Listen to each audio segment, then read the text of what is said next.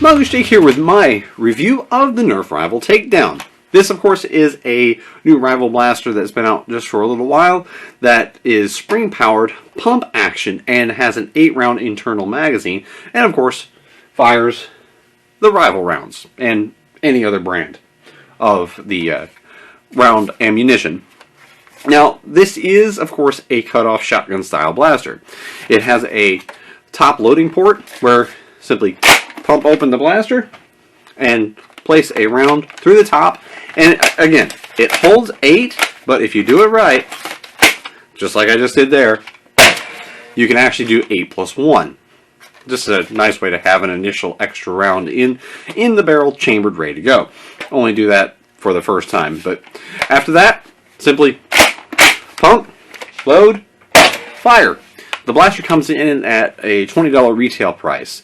It fires at least with mine, the chronograph is reporting mine to be firing at an average of 94.5 feet per second. So it's actually a little higher than the 90 feet per second that was put on the package. So kudos to Nerf for kind of underselling and over-delivering. They're normally better at doing the reverse of that. But again, mine is actually firing a little bit higher, even though basically it uses a slightly reworked internal layout of the Nerf rival Kronos, which of course is the pistol that everybody fell in love with, that's been out now for quite some time, and it is a top prime, and basically they've just reworked it to where you can have a pump grip instead, and a very comfortable rear grip. Now, it is of course not a vertical pistol grip. There's already people working on that when it comes to accessories, but for me, the ergonomics of this thing feel great. They feel like you should be holding this thing up here, close to your body, ready to go around a corner. And this thing would make a great blaster for, say, indoors, or an arena, or just, in a house with your family and friends. But the pump grip has enough of a bite to the rear for my personal taste. I know that is one of the complaints I've seen with some other people, is that the grip is a little slippy. Slippy? Slippery. Speaking is hard. But the grip can be a little slippery at times, but I found just if I rest my pinky against the rear end of it, I'm going to come in close here for you, resting your pinky right here, and while we're in close, ambidextrousness, perfect. It's the same either way, because loading ports on top, the grip feels the same either way, and the only thing that's non-ambidextrous is the trigger safety.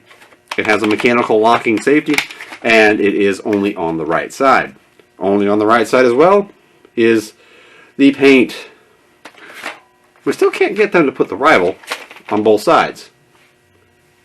Why not? Why not? What does it take? 10 cents maybe for them to slap that white on there?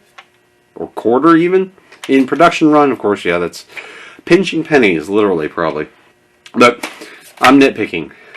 When we're talking about the performance of the blaster, smooth prime, consistent firing, again, this thing is just fun to use. And reaching over here into my dart net, it is easily reloaded by opening the top, throwing the rounds straight back in.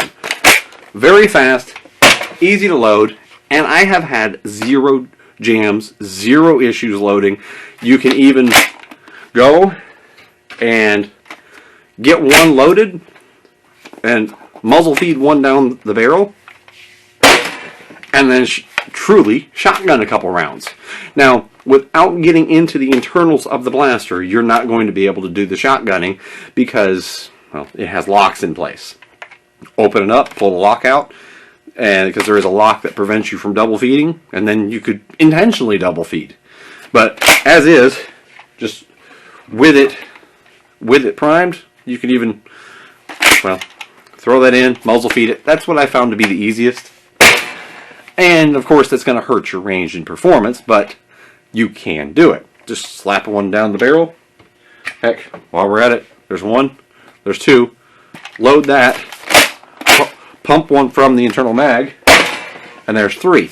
Again, that's really for only close range, but it is more than capable of doing that without having any kind of jamming issues. And again, this is a $20 blaster, which is a very nice price point. And I don't mean that for any specific type of ammo being fired or any brand. Keeping a good performing blaster that is capable even stock. Now, I use most of my rivals without even modifying because anything hitting up there at around the 100 foot per second mark with a rival round is pretty much normally more than good enough for close to middle engagement ranges. And especially like an arena or something, which is what we have here locally. I got one arena, and then there's one that just recently opened up for, it's a karate school that opened up a small arena for 1 to 2 nights per month. Well, in those kind of settings where you have barriers and the maximum engagement range is indoors at about 50 feet, well, 100 foot per second, or in this case a 94.5 foot per second firing rival blaster, that's about all you need. You don't need more than that. And to be able to get that for under 20 bucks in a very good performing blaster is pretty dang impressive. It's like I feel almost weird saying that about Nerf. I think that this thing is one of the best that they've came out with recently. I already love the Kronos. It's one of the few Nerf blasters that I truly love. And this thing is now right up there for me. This may beat out the Kronos. As far as my actual overall favorite rival blaster, that is the Adventure Force Titanium, or also known as the Dart Zone, I forget what the Dart Zone name is. It's the Titanium. But that is a pump action hopper-fed blaster on top. Now this doesn't quite do that, but the loading port on this is so smooth and easy to do. Like, you open it up, you can have 2 or 3 in your hand and literally just start stuffing them in quick succession. One's ready, and go.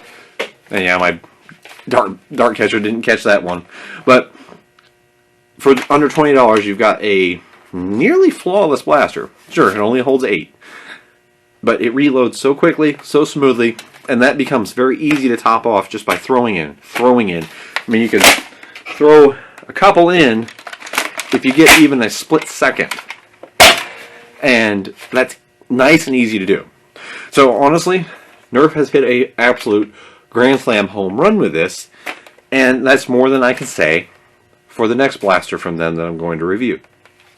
Again, this is the Rival Takedown, which is a $20 retail price, holds 8 rounds, pump action, with that really, really nice shotgun style look, comfortable ergonomics, and it even has rails on top if you wanted to add a sight. I don't think that I ever will. I think this thing's just going to get run pretty much as it is, with maybe a Turf Blaster spring upgrade on this one maybe, and then keep another one for Stock Wars. But this is Mongoose Jake with my review. Hope you enjoyed it, and I am truly going to say, if you don't already have one of these, go get one for yourself and try it out. It'll be $20 well worth being spent. And I don't think you'll have any regrets, because I certainly don't have any regrets with my purchase. But I will put a purchase link in the description below if you need to order one and can't find one locally. They are available through Walmarts and Targets and basically everywhere else that sells Nerf Rival. But again, I'll throw a purchase link down below so you can grab one, and I do highly recommend you adding one of these to your collection, especially if you are a Rival heavy user. But again, it's Mongoose Jake. Hope you enjoyed this. Thanks for watching.